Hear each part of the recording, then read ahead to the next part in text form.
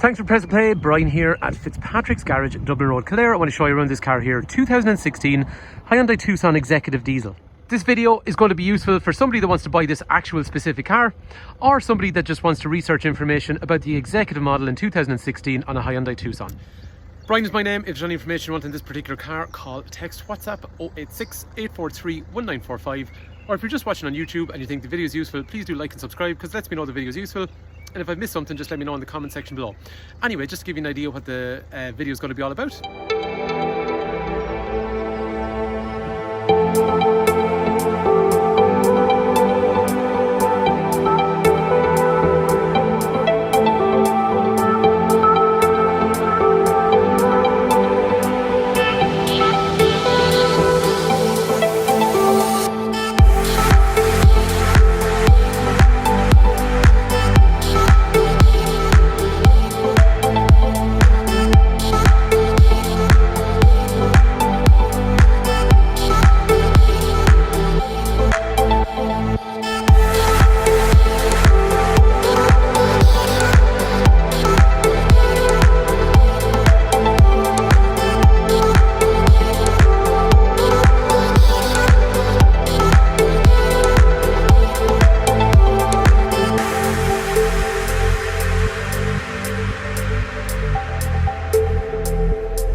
So in this video, we're going to have a look around this car in terms of the features on the outside and the features on the inside, and we're going to go for a drive in the car as well.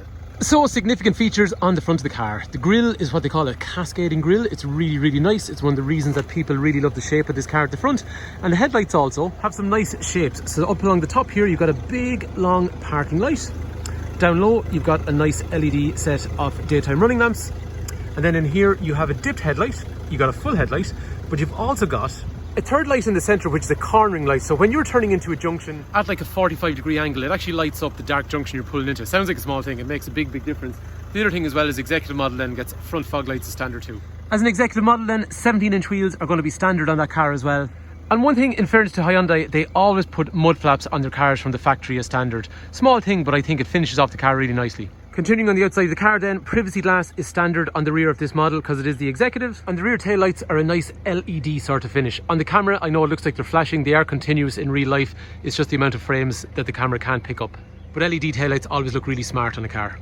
Again, because it's executive, parking sensors are going to be standard on the rear, and when we get into the car, we'll see there's a camera that goes with that also.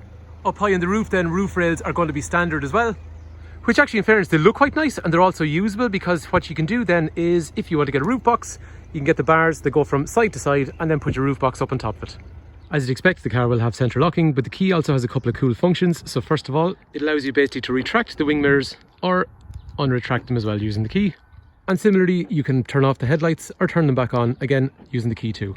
And for added security then, you will have an immobiliser, which means the car cannot go anywhere without its key. And it's also going to have an alarm too. One of the reasons that people love the Tucson, it was just a very, very stylish vehicle. I always used to find so many people used to love the Santa Fe, but it was such an expensive car to run and to purchase in the first place. And then when the Tucson came out and it was a big, mean looking car, like the Santa Fe was, people absolutely loved the look of it, and they still do. In terms of the drivetrain on those cars then, it is a 1.7 diesel engine, and it is quite a reliable unit. These cars are about 115 horsepower, and realistic fuel efficiency is somewhere in the region of about 45 to 50 miles per gallon. That's about 6 or so litres per 100 kilometres. They also run on what's called a timing chain, which is non-serviceable ever, which makes it cheaper to run. And the servicing interval is every 30,000 kilometres, which is quite long. So they're actually quite a frugal vehicle to run. And in terms of how they drive, one of the reasons that people used to buy these cars was, it was the first time they were getting into an SUV, but they were managing to get into something that was Jeep-like without the heavy running costs. This car is 1.7, it's got 200 quid a year road tax, the fuel efficiency is reasonable, the servicing is reasonable, but you get that nice high Jeep feel. And they drive nice too. This car feels nice in terms of this actual example. The steering and the clutch and the brakes and the gearbox and everything all feels very nice. And it's just a nice place to be. You got a nice big screen here with your navigation and radio and media functions, and then that also turns into a reverse camera, as you saw when we were driving away. So reasons that people buy these cars: they look damn nice, but they drive really good, and there's a really high level of specification as well. So let's have a look around the inside of the car. When you get into this car then, this is exactly what you're going to see in front of you. So you got these nice big white clocks in the centre, which I think are quite nice. They're simple, but they look quite nice at night time. wiper stalk over here and light stalk over here, and the headlights are automated so they come on themselves at night time. Through the centre then you will have a trip computer, so if I scroll information from the steering wheel here, it changes information to tell us average speed, fuel efficiency, how much fuel we've left in the tank. It also tells us information about our direction of travel, radio information, current tyre pressures, next service due, and other information that we can change using the settings function. Just off down to the right hand side, controls for traction control, which keeps the car in a straight line if it gets out of hand on something like a wet roundabout or something like that. It also stops the front wheel spinning. Brightness of the dash. We have things like electrics for windows over here, and then folding mirrors and adjustability functions over there. And this part of the steering wheel then has cruise control function, and on the left hand side, Bluetooth functions are over here. Which then brings me onto this big screen. So as we saw already, it's got a big reverse camera with parking sensors, and it also has another radar up through the centre, which also tells you what's behind you. So basically you got three things that are telling you you're going to reverse into something. So if you hit something at that stage, then you kind of deserve to hit it.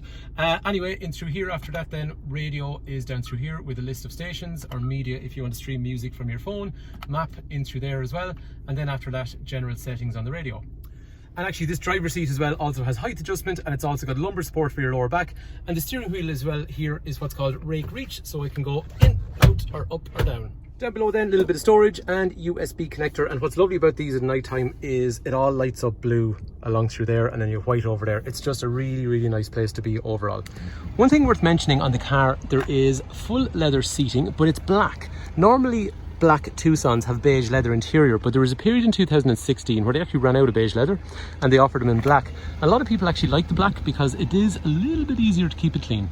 Seating in the back of the car then will have 3 head restraints, it'll have 3 3-point safety belts, it'll have an armrest in the centre, it'll have Isofix, as you'd imagine, on both sides. There's kangaroo netting then on the rear seats, and there's also ventilation for the rear passengers in through the centre. The boot in the car is also pretty generous, and the other thing as well is it has a full-size spare wheel, which is really, really rare in most cars these days. And there's also a cover for privacy for your stuff in the boot. And there's one other thing as well. You can actually move your parcel shelf from here to here, like I've done over there, by literally lifting that and pulling it back. And that allows you then to exercise the recline function in the back seats, which means they go further back, and oh my god, that is such a nice way to travel. So there you have it, that is our 2016 Hyundai Tucson 1.7 diesel executive black exterior with black leather interior. If there's information you want, Brian is my name, 086 843 1945. Call, text, WhatsApp, whatever suits. Hopefully the car is of interest, and hopefully the video has been useful. And if, like we're saying, if I've missed out on anything, if you're watching on YouTube, just let me know in the comment section below and I'll cover it in the next video or another video for you. Thanks for taking time to watch.